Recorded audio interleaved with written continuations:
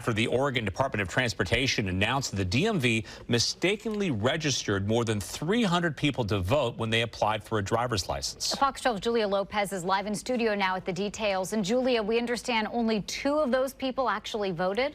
That's correct. Only 2 of those potential non-citizens cast a vote in Oregon, but this is all unfolding less than 50 days away from the 2024 election. Legislators tell me they're concerned heading into election season, asking how voters can feel secure casting their ballot. What did you know? When did you know about it? And what are you doing about it? Last week, the Oregon DMV admitted to mistakenly registering 306 people to vote without proof of citizenship when they applied for a driver's license.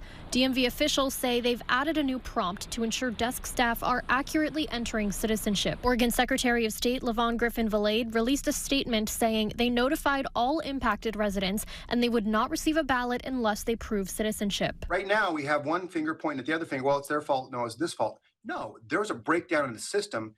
Was it a data clerical error? Maybe, but if you're asking DMV people to do a job that's the Secretary of State's job because they have the expertise in registering people to vote, where did that happen and why did that happen? House Minority Leader Jeff Helfrich still has questions. He's called upon his Democratic counterpart, Majority Leader Ben Bowman, to bring the Secretary of State and DMV leadership in front of the House Rules Committee for answers. Congresswoman Andrea Salinas said in a statement, "This is a total malpractice on the part of the DMV." She called on the state to quickly remove illegally registered voters, conduct a full, transparent investigation, and remedy the issue. Locally, Multnomah County reports 58 mistaken registrations.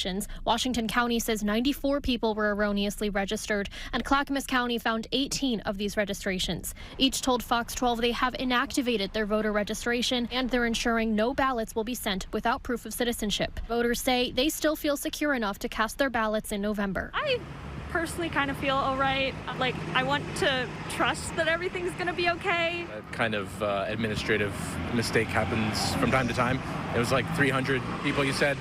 That's pretty small, and if only a couple of them even voted, you know, that doesn't really tip the scales too much, especially in Oregon.